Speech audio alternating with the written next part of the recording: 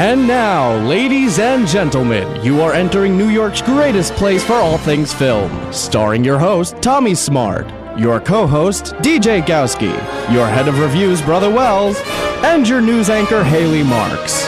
We now enter the studios to bring you The Screening Room on WRHU.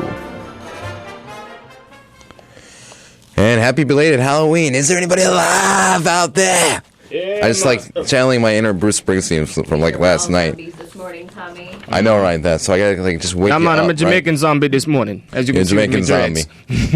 Oh yeah. Well, it's just funny because I thought you were trying to do like Clarence Clemens. You couldn't, because you know how I was doing like Bruce last night. Oh no, I got inspired when I went to Jamaica. You know. And Jamaica? I might have seen Clarence there. No. Oh well. Oh, tell him I said hi. Because we miss him. Yes. No, we miss Clarence big time. Yeah, it would have been nice. But no, so wait, so you're supposed to be like a Rasta, or what are you doing right now? I'm doing like Bob Marley if he went to a Knicks game. Oh, nice. Spike Lee would be very happy But right now. I'm having my Knicks one last night, beat the Wizards. But no, but yeah. Too bad I don't have a Mets jersey on because they lost. So sorry for you. They only have one more shot. So, no, it was just funny. So happy Halloween, belated Halloween, everybody, because apparently that's what Halloween is. We had a whole celebrate that. Kind of a cool Halloween. You know, like everyone went to go trick-or-treating and partying, all this stuff. I mean, and you got to sleep an extra hour if so, and you get to listen to our show at 10 a.m. in the next era of the daylight savings period. Actually. So. You know what's so funny about like Halloween and like daylight savings in particular? It's just like nobody actually knows when daylight savings times actually is. Nobody does. Look, somebody randomly just tells you. Thank God for iPhones, because I don't know how it is on Android, but like iPhones, like they just switch the time automatically. Yeah, and Android do the same thing. Exactly. Like so I was just like, hey, we stayed up till like it just switched back to 1. I'm like, yay, I can stay up an hour later. Yeah, and that I never really understood, really, because it's like when you have like an extra hour, you still like have to get up at a certain time. I know, right? Because still, like, I remember back when I was like middle school and like it was January and life just sucked because it was like freezing outside. You wake up at like 5 in the morning and you still have to get up at 5 in the morning. It doesn't matter. It's not like you get to actually sleep in. But whatever. Your body clock changes and everything. So I never really understood that. Crazy. But so that's just funny. No, Kind of worried Halloween. No, I loved it. You really liked it? Yeah, no, it was great. I was Mickey Mouse. Oh. I know you weren't, but it's like now it's like funny because everybody's just like saying profanities in a Mickey Mouse voice.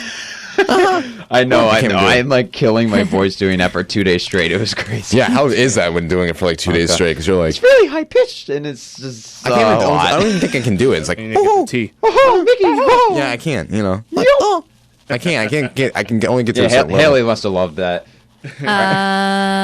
The mini thing, right? Yeah, well, she was Minnie. She was Minnie. But yeah, no, she was just like, "Stop, Christian! Like it's getting annoying." I'm like, I know. I had to play out the character. But anyway, Yes, But that was cool. No. So hey, going on in movies. what's going? Yeah, what's actually going on? doing in movies. So so Sandra Bullock, her career just sucks. I know, right? No, she's very talented actress. Let me tell you. But it's like apparently right now her movie, yeah, it's interesting. She does like a really good movie, then she does a really like terrible movie, then she does like a really good one, then she does a really terrible one. You know, I hadn't noticed that. Okay. Because think about it, like what was it? She won an Oscar for like For the Blind Side. But then after she did a crappy movie with Bradley Cooper. Right after. Which one was that? Oh, right. That was like All About Steve. Yeah, All About Steve, yeah. Stevie, yeah. Right. The Gravity, then. And then after Gravity, then she does... The Heat, yeah, which is like... she always did stuff like that. She always did movies like... her and Melissa McCarthy are like best friends, I swear. Like, you think so? Yeah. In real life? I think so, yeah, I know. But they're always like doing like things together, if I can imagine. BFF. Yeah, it's funny. But no, she always does like... Well, she always did like Miss Congeniality, so she always did comedies. And those like were popular to a degree, and wouldn't be surprised if she's going to do like a third one soon. But still, her movie, what was it? Our Brand is Crisis. Which we are reviewing today. Which we're reviewing today. Yes, that's true. Later in the show, I'll be like, she only made like Friday made $1.1 million for a projected $3.3 million this weekend. It was her worst nationwide start of her career. The movie is apparently like, and yeah, it makes people make that sound when they see it. C plus cinema score apparently, according to like was Hollywood Reporter. Yeah, and Warner Bros. Financed it for $28 million with participant media. So think about it. If you're making like $3.3 million a weekend off of basically $28 million budget, your life is really, your career, it's just gone. But that's just, that's actually number 7, which is just interesting because it's like basically, Our Brand of Crisis pacing to come to number 7 movie also means more bad news for Warner Brothers, which suffered really a lot of... because Warner Brothers, they're doing terrible because they had Pan, which was awful, and then The Man from U.N.C.L.E., which was okay. Is Burnt part of Yeah. What was it like? That was 1.5 million Friday from over 300,000 theaters. So that's really bad. I saw Burnt actually, apparently, according to this Cinema Score, whatever they call it, is like B minus. I don't know. I don't like the numbers. I don't like rating movies when you I have don't know if I use Cinema Score for ratings. I don't even prefer. I don't either. But it's like I don't even like using the letter. Or we used to do many eons ago on this show. We used to do the A, B, C, D thing. But then it's like, what's an A? What's a B? What's a C? You know, because everybody's see it or different. don't see it. Black. It's pretty much black and white, but it's more straight. Yeah, in my mind, it's like we used to see very the movie very black and white. But maybe we'll shoot some of the gray in and out because they might have some twists that people like and we don't. Yeah, exactly. That's why you do a marginally C and maybe. I feel like this, But I guess that's why the grades are that. I don't know. I never liked the grade system, but still, Sandra Bullock, she's a talented actress, but at the same time, she needs find her place. I mean, maybe doing movies like Gravity are too emotionally draining for her. But at the same time, it could be. I mean, that was that was one of my favorites. With Sandra Bullock in that case, and that was I think one of her highest movies. When I say she does a movie in and out, that was definitely one of her highest points. Oh yeah, totally. Kind of had he was good. But it just it had a little dip down. Well, I mean, you have the same thing with Bob De Niro, where he's doing all these comedies now. The last movie I feel like he was trying in was Silver Linings Playbook. That was a couple years ago, and that was the first movie for 10 years that he was actually doing.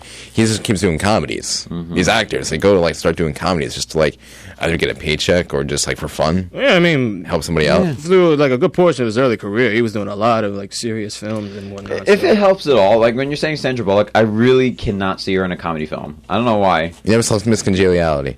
Well, okay, I give you that. Maybe it's not the one you like to remember. Maybe not. But maybe after seeing Gravity, I just man.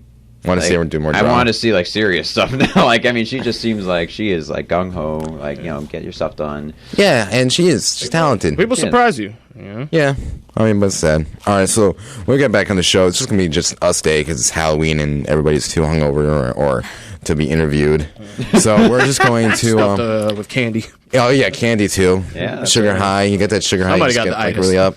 Oh, itis. Yeah, yeah. Off candy too, and that must really feel bad. You must have this big feeling your sugar ball in your when stomach. You bloated and whatnot. Oh yeah, just really bad. Yeah, so nobody wants to be interviewed today. So nobody actually wants to get up and come to the studio, except for me, because me with my life. We'll just interview each other, right? So, but we'll talk more stuff here. Apparently, what's the top 10 Halloween movies that you guys should be watching and other stuff like that. And Sandra Bullock's back. She's going to be doing taking over for George Clooney in the Ocean's 11 franchise. So that'd be fun. Nice. So we'll have more fun here in the screening room when we get back. So please stay tuned. We're right back here on 80.7 WRHU. But first, Haley, what do we have for news? Speaking of Ocean's 11, I'm talking about that. It's going to get a makeover. By the Sea gets a new trailer, and Amazon Instant Video gets a new series. All that and more coming up on the screening room. Of course, so just hang tight. We'll be right back right after this. Later.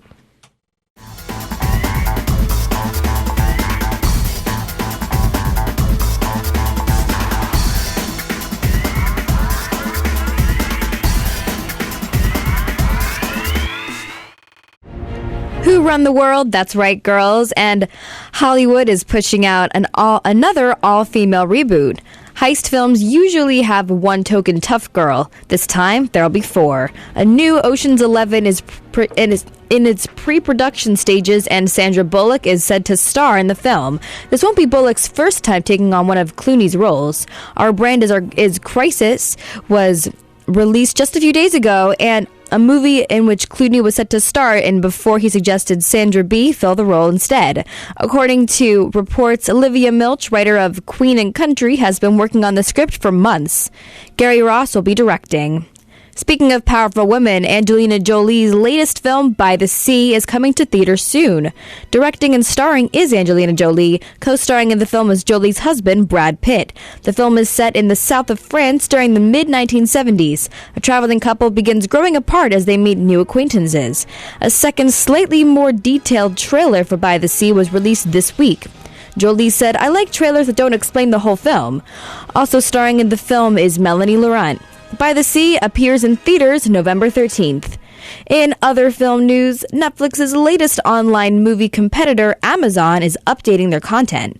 Prime Instant Video will be featuring another Amazon original series later this month, titled The Man on the High Castle. And although the month of November, the Prime Instant Video will be streaming the latest in pop television as well as some throwback films, including Adam Sandler's 8 Crazy Nights, Awakening starring Robert De Niro, and 1998's The Newton Boys starring Matthew McConaughey. That's all the film news I have for you right now, but stay tuned for more coming up next. Back to you guys. Can you feel the spirit? Yes, I'm gonna keep doing this the entire show. Oh, my Bruce Springsteen openings. Yeah, exactly. No, I'm just disappointed. Nobody actually picked up on the fact that I was actually Bruce Springsteen last night.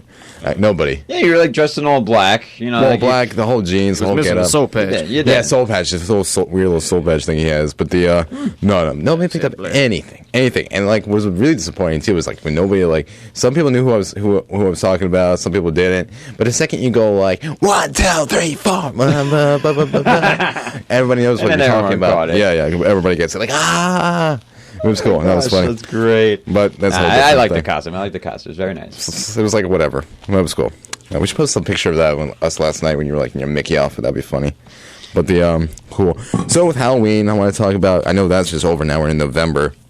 But we have happy November, guys. Happy November. Yeah, apparently that came up quickly. But then we have to talk about the top 100. It's on IMDb Halloween movies of all time. I just want to go through these, see what we actually even know about. Jeopardy music while we go through every single one. I haven't seen any of these, but no, I'll read a couple of them and just see if it's interesting.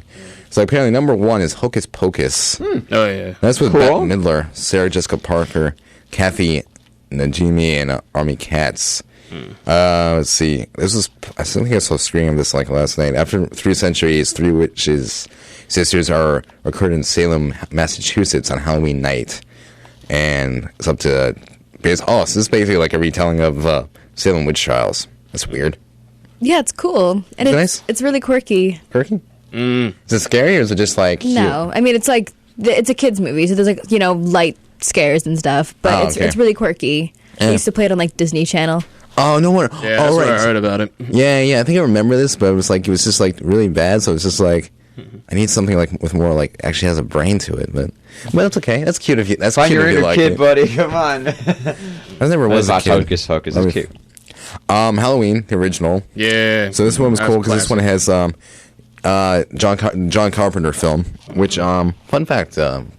Gowski, Joe Dibble, my DP for the next movie I'm making, he actually loves John Carpenter, actually. Oh, no way. Loves the guy. Yeah. But that's inspiring. Yeah, fun fact. I bred Michael Myers. Oh, yeah, because this was like really cool. One thing that was interesting, too, about this is like you had the Michael Myers because he's always in these Halloween movies. Then after they did the first one, they wanted, I think it was like the first 2 Halloween films. And then they wanted to do like another Halloween film, but like without Michael Myers. Yeah. Apparently, like people saw it and they're like, "Where's Michael Myers? Isn't the same?" Yeah, it's the forgotten one of the franchise. And then then they went back to like making like a new Michael Myers, like putting Michael Myers in the Halloween franchise. Fun fact: that was in the franchise. I think it's the 6th one. That was one of Paul Rudd's earliest roles. Really? Yeah, he was one of the main characters in the early Halloween films. Oh. Yeah. Good old days. Had that one on the other day. Beautiful. No, that's cool. No, I like it. No, I like the first film. How it's like it's like the first couple of minutes of the film is actually shot all POV shot going through the house, and then you don't even realize the person who's killing somebody is like that little kid until the end. It's really nice. I like it. I personally like it. Actually, Halloween's gonna return next year. Right. Yeah. They make a whole new one again. Nah, actually, I think it's a different director this time. That'd be cool. Yo, by the way, man, where'd the dreads go? Yeah, where did the dreads go? They disappeared. It's, came off my head. Halloween at one point, and then it's like, oh, it's November. I gotta just like put my New York Knicks hat on or something. Interesting. Next one, Nightmare Before Christmas. Yes. This is a great movie. My friend back at home loves that movie. No, actually, really is really good. There was like screenings of it back when I used to like live in Maryland, where they had the AMC movie theater. Would always screen this around Halloween time. Pretty sure they did that this year too in some AMC's theaters. Oh, totally, I'm not surprised. Absolutely. Wouldn't be surprised. And a good friend that we know dressed as Skellington, which is our friend Anthony. Right, and, right. like he really got into like character. I love it. He had like the scars on his face. He had the suit and everything. And didn't he have like his girlfriend or something was dressed up as the girl? Yeah. And nobody knows who the girl is, just the girl. Yeah, unless you really put them together. I mean, yeah, you can't really determine that. But it's fun because it's like this is like a Tim Burton movie. Like Danny Elfman. Wow, he was starring. Yeah, this. it's not Danny Elfman. Wow, that's cool. And he also scored. Wow.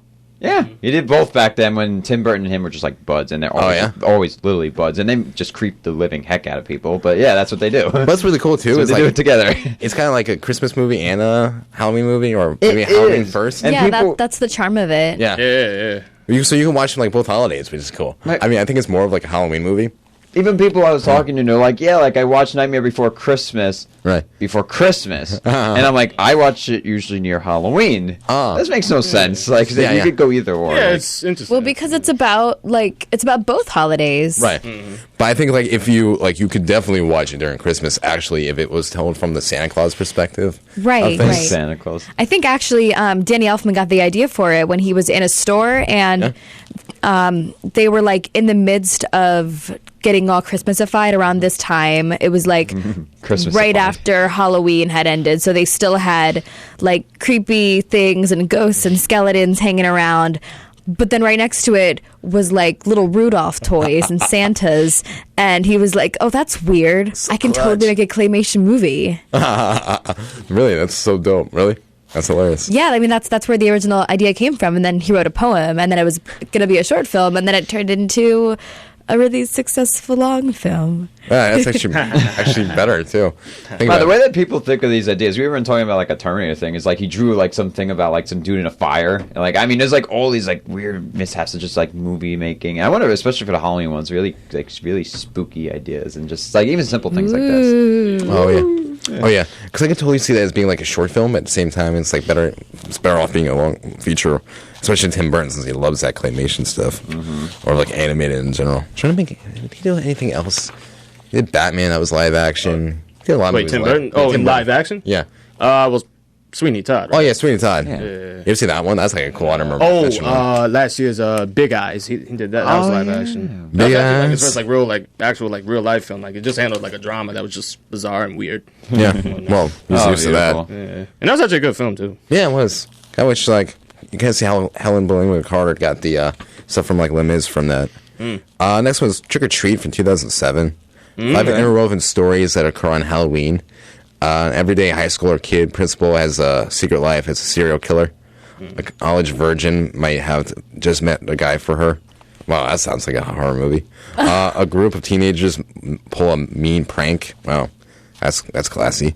A woman loathes the night to be contended with her holiday-obsessed husband. Wow, that sounds like a Christmas movie. And mean old man meets his match with a demonic supernatural trick-or-treater. Wow, that's like every single kid that comes up to your house. That's fun. Okay, so I actually just watched a review of Trick or Treat. Wow. Because I'm a fan of the Nostalgia Critic, and then he talks about like Halloween movies. Yeah. So what he was saying was the movie's not like it's not that scary or anything, and he doesn't honestly remember like the plot of it because it's just very topsy turvy.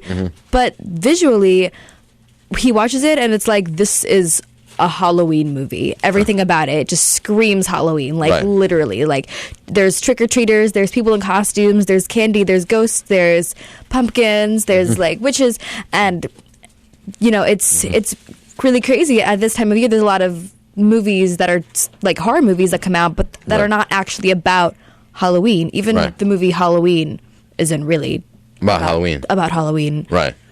Well, I mean, this is a centerpiece because I think like there's something aesthetically about the whole fall, the look of the fall. Yeah, basically how all the trees are dying and kids are running around being demonic with their old little costumes. Girls dressed up as maids. It's interesting. There's a point in the movie where one of the trick-or-treaters is actually the killer, and you're like, what? That takes things in a totally different direction. Oh yeah, totally. No, Oh yeah, cool. that guy's name Sam. If I'm correct. He got, like, Right. thing on his head. Right. He has like a scarecrow costume. I think so. Yeah, it's just like Scarecrow, or like a pumpkin. I don't remember. Right. But yeah. Most of the time, they're the people being chased after. But anyway. That's funny. Next one is Beetlejuice. Ah. Now, is this like a really like a horror movie? Really, I like Baldwin's in it, for God's sake. But It fits fun. the theme of just scary images for some people. Yeah.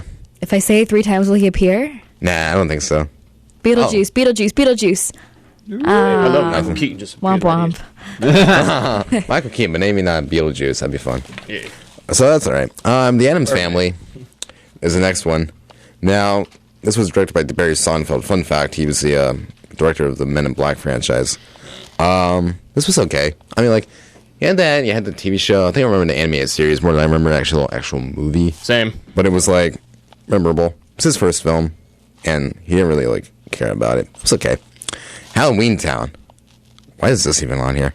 Like half of these actually say Halloween, like trick or treat. Yeah. I'm just trying to say. I think they just wanted to Obviously- do like any movie that actually just had to do with like going around trick or treating. Because honestly, this was a TV movie and it's Disney, so automatically like Disney movies are just Disney TV movies. I should say. I guess to advertise more Kinda fun. to kids to like trick or treat in like the younger age and. Yeah. Which even that is like kind of like deadly. When it's still, it's like, what do you think about it? What do you mean? Oh, trick or like, treating?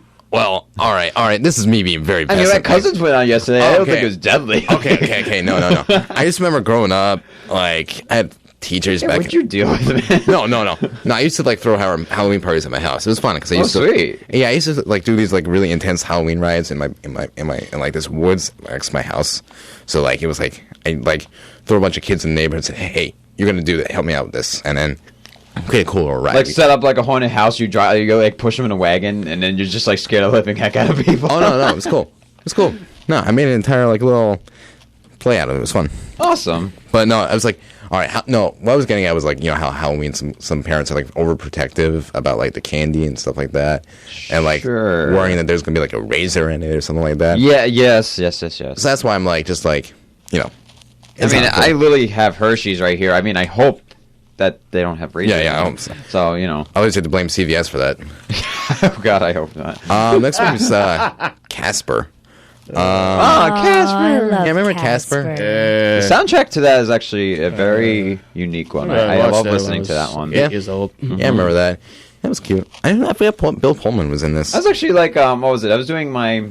I was like working on my film for like the love story, which by the way, just as an update, it is still being made, people. It's been like 2 years now. No, only a year, dude. No, Just about a year. All right, 2 years. But it's still in editing, which is awesome. Year and a half. But no, I actually used some of the Casper soundtrack for like one of the inspirational scenes, auditions for my actors, and I just it's very, very nice, especially towards the end of the movie. I love the finale stuff. But no, Casper is like fantastic. I watched it as a kid like tons. Like That's adorable. yeah, Casper does speak to my personality a little. So It certainly does, Yeah. man. I'm Yeah. surprised you weren't him like last I year. could have been Casper. For Yeah, you could have Halloween. shaved your head and put like a little like little, No, you shouldn't have. Don't shave my head.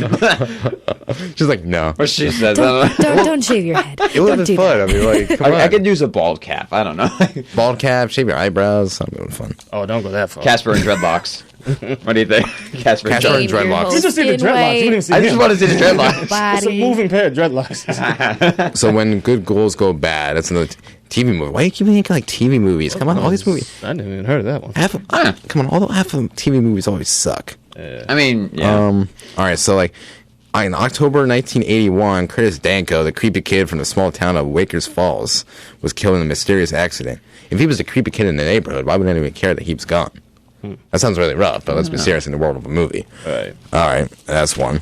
Number 10 is Donnie Darko. How is that a Halloween film? How is that a Halloween film? Isn't that more like a psychological, like, From what I've heard of, look, yeah. I guess the people making this were just like, all right, we ran out of all the crappy Halloween trick-or-treat movies. Let's go into just like an actual scary kind of esque movie. Yeah, because I'm looking further Like down this Insidious list. or something, I'm like looking further down Paranormal, this list, and The Fourth Crow Kind. is on here. Yeah, The Crow's That's on a here. comic book action film. That's not a Halloween What film. the heck? And the Halloween Tree, too, which is another TV movie. Oh, the best one, too. It's The Great Pumpkin, Charlie Brown. Let's be serious. He doesn't love that. All right. Sally. Yes. Actually, no, what I prefer is the actual dubbed version, which is The Great Dolomite, Charlie Brown. That's a beautiful thing. But that's like basically top 11 Halloween themed movies of all time.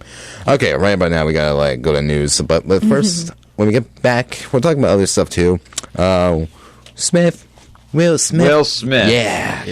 It's going to be making Concussion because he wants to do another public service announcement movie, which he's been doing a lot of recently. All about football. Cool. So when we get back, we'll talk about that and what else? And World War Z 2. Why do you need another World War Z 2? I don't get it, but whatever. We'll talk more about that later when we get back here on the show. Well, first, Haley, what's going on? Star Wars director takes a stand against racial backlash surrounding the latest installment, and James Bond history is made. That's all coming up next on The Screening Room. Ooh, so just sit back and be chill. We'll be right back in like another 4 seconds here on The Screening Room.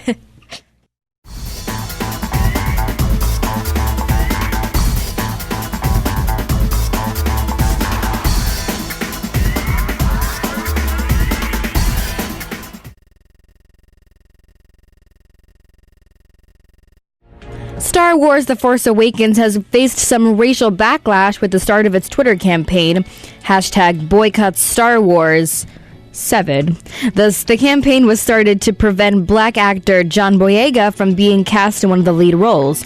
Director J.J. Abrams took a stand on Instagram before the trailer debuted in response to posting, We cannot wait to share the trailer with you tonight. I don't care if you're black, white, brown, Jawa, Wookiee, Jedi, or Sith. I just hope you like it. And a Bond history is made. Monica Bellucci, the love interest in the upcoming film Spectra, is the oldest Bond girl ever cast. The 51-year-old bombshell shows that age is just a number. The latest installment of the Bond franchise hits theaters Friday. That's all the news I have for you right now, but stay tuned for your final news update coming up next. Tommy? Can't start a fire without a spark. This gun's for hire, even if you're just dancing in the dark. All right, next one I'll do 10th Avenue Freeze Out. That'll be fun. But next will be fun. All right, back here on the Screen Room, live in New York. Galsky's bringing me to you via the magic of WRHU 88.7 FM. So right now on this Halloween, post-Halloween after game show, let's call it that. After game. So pre-game, they have an after game. We're going to talk basically about Will Smith. Now, here's interesting about him. Young Lil Willie was a wee little lad doing Fresh Prince of Bel-Air. Then he cut that out around like 1996, 97. Yeah, 96. 96. Cool. That good memory. Come on. Let's be serious here. Sure. So then he went on to be doing movies. He did The Amazing Men in Black and The Amazing Wild Wild West. Yeah, Independence Day. Nah, gotta give Wild Wild West some credit. Come on. Nah. Try to be original. Come on. Come on, man. But then he basically goes on to do these movies, which are some good, some... You see what he's trying to do, but you don't know what he's doing, like 7 Pounds. But then he does like other movies too, like After Earth, and you're like, what are you doing? Oh, no, that tragedy. Atrocious film. Well, he tried. Not for him, but his son. I'm sorry. Well, son's not the father, which is the same. Shame. Still. I mean, he did, like, what, Hancock? He also did, Hancock, Pursuit of Happiness. Pursuit of Happiness. I like that. I Am Legend. Surprised he didn't do like a sequel. A lot of his sequel to Hancock. You know, I was hearing, like the year after, I was hearing that Hancock 2 was coming. But, okay. I mean, that wouldn't be crazy. It might I liked happen. it. Might happen. I've been following a lot of his career, actually. I've seen, like, all these movies that you just mentioned, except for the Wild Wild West one. You never saw Wild Wild West? No. You don't want to stick with Wild Wild West. Stick with the Kumo D song. Yeah, I'm okay with that. All right, yeah, we'll be original here. But no, he's doing a movie about concussions now. Right, It's a movie called Concussion. Yeah. And I just find it interesting why I say it's like a PSA announcement, because he keeps saying that it's trying to bring awareness to the NFL about head injuries, concussions, hence the name Concussion. Which I find to be like interesting because like he can do stuff like that. It was just cool. Like it's nice, you know, like public service announcement. You know, it's like taking it's like Super Size Me from McDonald's and now taking concussions to football. So like right. exposure at its most right. No, that's a good point. Compelling point. So yeah, that's true. The only problem with it, I mean, it's not bad because it's like it's cool because you kind of like. Yeah. You as like a filmmaker are able to make a film, and when you make a film about your own ideology, your own obsessions, and it's cool like that because then it's like you put out a perception of the world, and kind of use that to evoke social change, which is kind of cool. But at the same time, it's like when you do movies like that, are like I'm just saying based on his record, which I'm not saying he's like the movie. His message can get a little bit muddled. And I just don't want that to happen to him, you know what I mean? Because It's a bold story to tell. I mean, you know, of course, the NFL never wants to, you know, scare people away with concussion things and whatnot. Right. But, We'll get back here in the screen room. We'll review movies when we get back. I believe we're talking about this whole Our Brand is Crisis movie when we get back. But first, what do we have for news, Haley? Well, I have the scoop on the new Power Rangers movie. Whoop, whoop. Whoa. And Home Alone celebrates its 25th anniversary. That's all coming up next on the screening room. I miss Home Alone. Yeah, that's exciting. That was good. Good times. We'll get back. We're having more fun here on the screen room on 88.7 FM WRHU.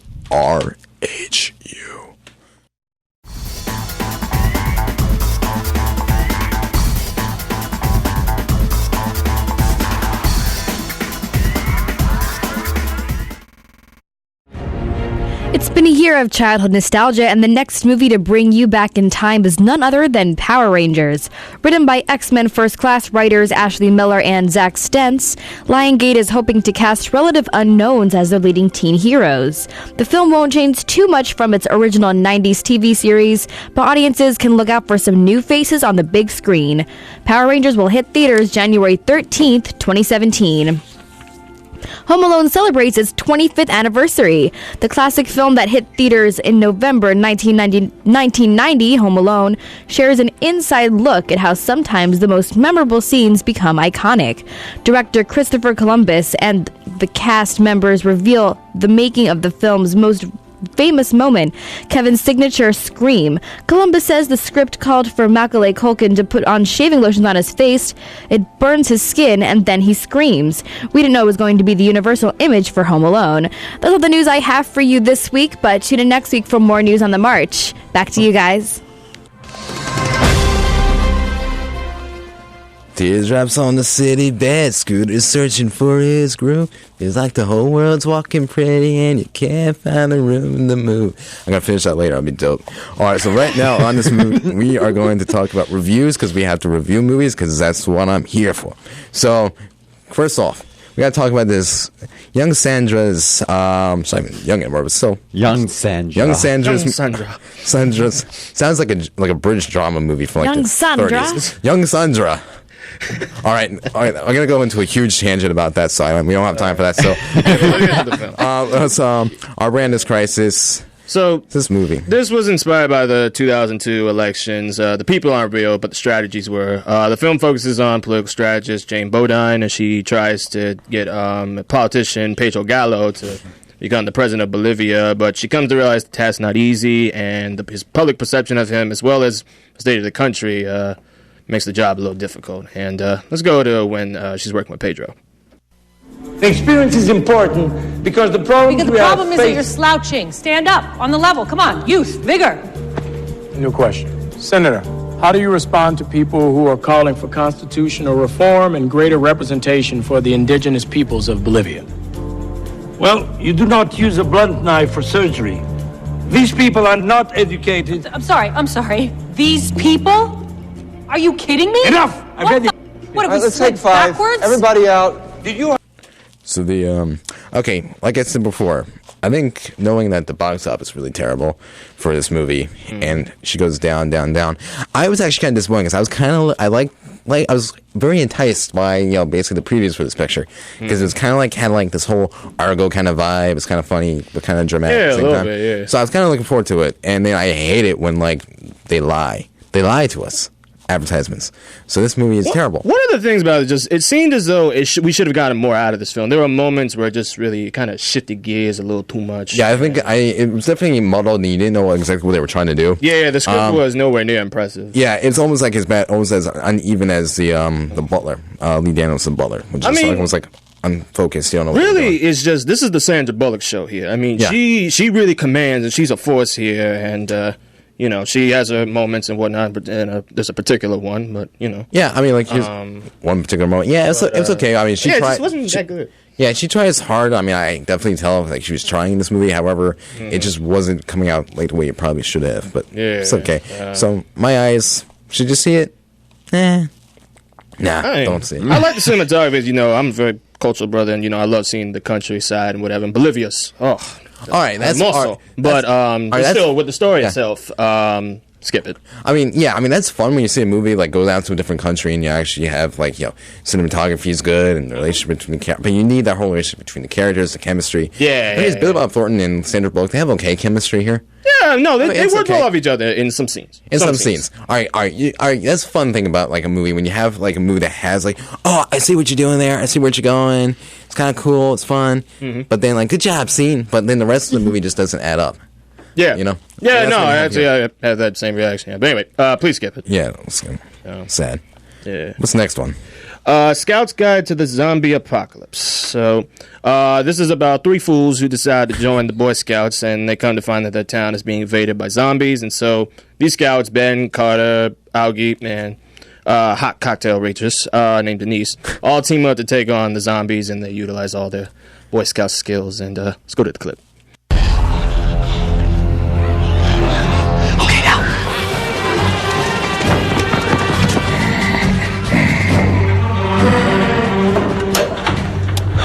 Smells like pixie sticks and hope in here. You've never been in a girl's room before, have you? Yeah, Mom doesn't count.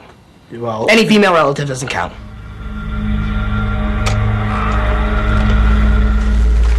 Hey, did you guys hear that? hear what? I think I heard something downstairs. Lucky. So, I just want to say how true that is, that clip there. But, however, it's like, when I first heard about this picture, it was almost like, I felt like it was almost like Ned's Declassified School Survivor Guide. You remember that? You remember that, Haley? Of course I do. Oh, They yeah. were trying so hard with the marketing to make this look cool, but this was silly. No, it is silly. It was incredibly silly. Anytime you have like a goofy title like that for a movie, you know it's going to be silly. Yeah, no, this was a really idiotic story, and the dialogue was horrible. Dialogue's horrible. The characters are like... They're losers. They are freaking losers. Yes, it's true. Yeah. I was watching the cocktail waitress more than Todd Sheridan and anybody else in here. I think that was the idea. It's just... They just like gave up and just said, all right, she's hot, just focus on her. Because no guy is ever going to like care about this movie. I don't have much to say on this. This was just terrible. This got nasty at times, and this was stupid. Just... All right, worst scene in the movie. You go. Well, no, the worst scene in the movie is one I can't mention on air. Oh, no. Oh, gosh. Please skip the heck out of this. Oh, jeez. Yeah, you got... Whoa, you're getting mad. Okay. So, yeah, here's the thing with the movies like these. You always want to, like, create empathy with the character, which is important, even if the character's unlikable. But if you're sitting there going, like, if I knew this guy in real life, I would just smack him just because he's just terrible. I'll smack all 3 of them. Yeah, and so... Where's your common sense, buddy? Yeah. I just don't get it why people make movies like these. I know they're trying to be fun, but it's not fun. It's just ridiculous. It's silly. I mean, like, I'd rather like see a legit horror movie. I'm very disappointed. I haven't like seen like a legit good horror movie. Crimson Peak doesn't count. Crimson Peak does not count. It's more romantic. Yeah, it's more romantic. Okay. It's cool. I like it, but it's not romantic. I mean, it is romantic, but not horror. Not horror. Yeah. I'd like to see a legit horror movie, which would be nice. Which isn't like Saw 25. So that's sad. Skip it. Any movie like these, just skip it. Handbook to Zombies. Come on. So our last film, Bear, so this sees Diana Agron from Glee take a big turn, and she plays a young chicken from Nevada named Sarah, who's kind of bored with her life, and one day she meets a female drifter named Pepper, and the two begin a lesbian romance as Pepper introduces her to a world that's completely different than anything she knows, and a dark fantasy of sorts. Yep. And, let's go to when they first meet. Sarah. I'm Pepper. Nice to meet you. Oh, wow. That's really good. Oh, my God. Oh, no, that was me being... No, but that's like a painting, and then you continued the painting, and now it's a bigger painting. That's some Van Gogh. That's really good. Yeah. Okay. What the heck was that dialogue-wise? And that actually is a good example of one of the problems I have with this film. Yeah, it sounds like they were high. The role of Pepper was so badly cast. She sounded like she was drunk the whole time. Or drunk, whatever it is. Yeah, I'm talking the whole time. Every time she spoke.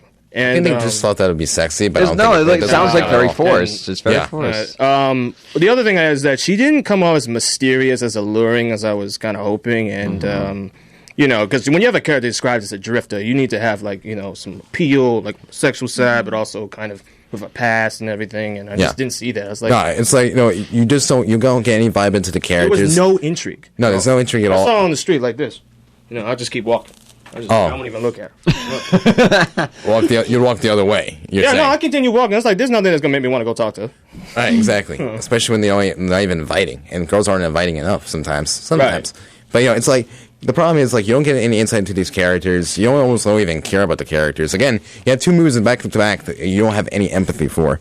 And if you don't have any empathy for the characters, you don't care about them. It really falls flat at times. Like there were some times where you thought you were gonna get something extraordinary and appealing, but then all of a sudden it just. Yeah, I hate it when movies. I hate it when they do that. When like you have scenes where like those in themselves are okay, but this one was very half baked though. They didn't really trying to dialogue was not great. And that's just. And how do you get the dialogue? I mean, you can obviously get dialogue, have bad dialogue, but still, it's just try a little bit harder. You can get writers with good dialogue. Mm-hmm. It's not that hard. I can write good dialogue. Come on, let's be serious here. I mean, Diana Agron, her character was pretty believable. You know, I kind of got the sense that this would be a but she needs something better. She needs a better. Yeah. Oh yeah, well, obviously, she could do better. Mm-hmm. All right, so I say skip it. All these movies just skip them. Skip instead.